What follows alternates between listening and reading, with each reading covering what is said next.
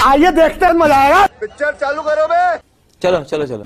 इतने सर्वोच्च काल्पनिक मर्यादा पुरुषोत्तम राम को रुको जरा, सब्र करो।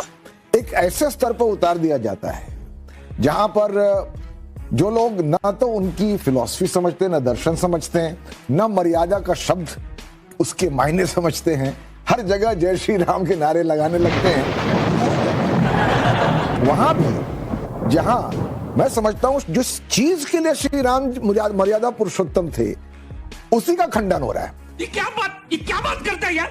जब लक्ष्मण पूछते हैं, भरत और श्री राम का संवाद है कि आखिर इस सबसे बड़ा धर्म क्या है, तो श्री राम कहते हैं परहित सरिस धर्म नहीं भाई, परहित सरिस धर्म नहीं भाई, पर पीड़ा सम नहीं अदमाई। यानी किसी और को दुख पहुंचाने से बढ़कर कोई धर्म नहीं हो सकता। तो इस परिभाषा में अगर हम ले तो श्री राम सबके भी हैं।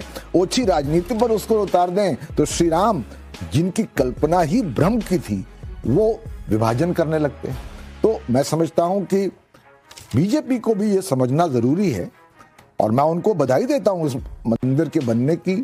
एक करोड़ों हिंदुओं के आस्था से जुड़ा हुआ है, पर साथ साथ मैं उनसे निवेदन करता हूं कि श्री राम को कि ऐसा इस्तेमाल ना हो जिससे कि देश बटे। अच्छा, हमको सिखा रिया है। लेकिन आनंद रंगनाथन जी, देश को बांट कौन रहा है? ये ओछी राजनीति कर कौन रहा है? सैम पिट्रोडा जी जिनके बारे में मैंने कहा, या संजय राउत जी जो बार बार कहते हैं, और संजय राउत जी का अगर मैं आपको सुनवाऊं तो वो कहते हैं मुझे लगता है कि बीजेपी ने रामलला का अपहरण कर लिया है और अपहरण हो गए हैं, और बीजेपी ने ऐसा कुछ नहीं किया जो शिवसेना ने नहीं किया। तो ओछी राजनीति सैम पिट्रोडा और संजय राउत कर रहे हैं या बीजेपी सिर्फ अकेली कर रही है?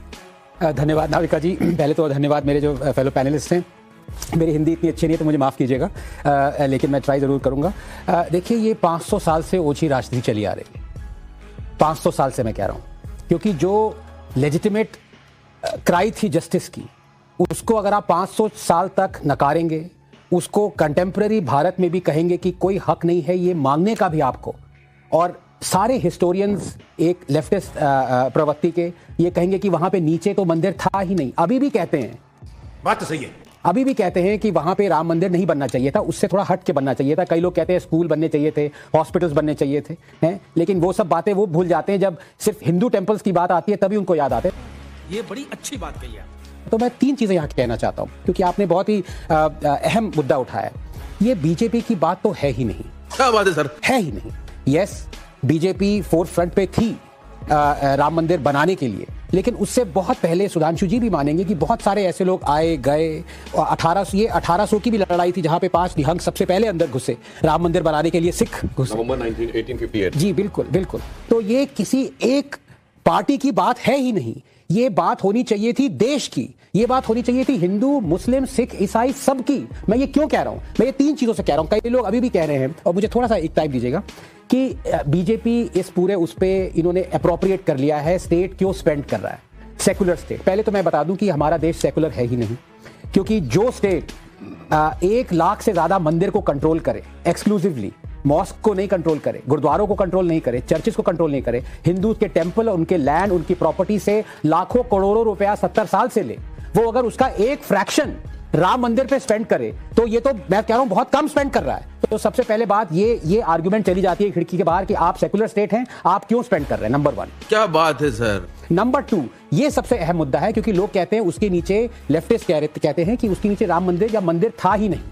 तो ये एएसआई ने सुप्रीम कोर्ट की, आप 2019 की अयोध्या जजमेंट देखिए, at pains to find out कि इवन दो ये टाइटल सूट है, यहां पे एएसआई की डिस्कवरी नहीं आती है, लेकिन सुप्रीम कोर्ट ने ये बतौर माना है कि उसके नीचे हिंदू ओरिजिन का एक टेंपल था जो कि अब नहीं है। बाबरी मस्जिद उस ढांचे के ऊपर बनी है। और जब ये अयोध्या जजमेंट आ गई, उसके बाद जब खुदाई शुरू हुई नया राम मंदिर बनाने के लिए, तो डजन्स ऑफ मूर्तियां, प्लाक, इंस्क्रिप्शंस सारे उस 1000 साल पहले के मिले, जो कि अब नए राम मंदिर में बनाए जाएंगे। सुधांशु जी इसके बारे में ज्यादा जानते होंगे। तीसरी बात, जो सैम पित्रोदा जी ने कहा कि ये नेशनल इशू नहीं है राम मंदिर, मैं उनसे बिल्कुल इस मामले में एग्री करता हूं। ये नेशनल इशू नहीं है। क्यों? क्योंकि ये सिविलाइजेशनल इशू है। ये सिर्फ भारत तक सीमित नहीं है, ये सिर्फ जो आस्था में विश्वास करते हैं उनके लिए सीमित नहीं है। मैं एक डार्विनियन एथिस्ट हूं, आशुतोष एक लेफ्टिस्ट एथिस्ट है, जो भी हो, आस्था भले ही ना हो, लेकिन ये एक इश्यू ऐसा है कि हमारे एंसेस्टर्स के अगेंस्ट हिस्टोरिकल इनजस्टिस किया गया, और जिन लोगों ने कहा कि इसको भूल जाओ इस इनजस्टिस को, वो पूरे दुनिया भर में कहते हैं कि कभी भूलना मत हिस्टोरिकल इनजस्टिस, एबोरिजिनल्स के हिस्टोरिकल इनजस्टिस को मत भूलना, जो चर्चिल ने तुम्हारे अगेंस्ट किया वो मत भूलना, किंग लियोपोल्ड के स्टैच्यूज को गिराना, इलीगली गिराना। ये वही लोग हैं जो यहां पे कहते हैं अरे जो औरंगजेब ने किया काशी में भूल जाओ उसको, जो बाबरी मस्जिद का हुआ वो भूल जाओ, जो सारे टीपू ने किया वो भूल जाओ। तो ये क्या दिखाता है?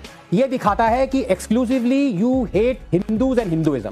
अरे बाप रे, ये तो धोती खोल रहा है। तो अब ये 3 पॉइंट्स जो मैंने आपके सामने रखे, ये एकदम क्लियर फैक्चुअली बताते हैं कि ये आस्था का सवाल नहीं है, ये हमारी सिविलाइजेशन का सवाल है, और हम पे दुनिया क्या, हम खुद शर्मसार हो जाते अगर हम ये राम मंदिर हमारे टाइम में नहीं बनता। ये हुई ना बात।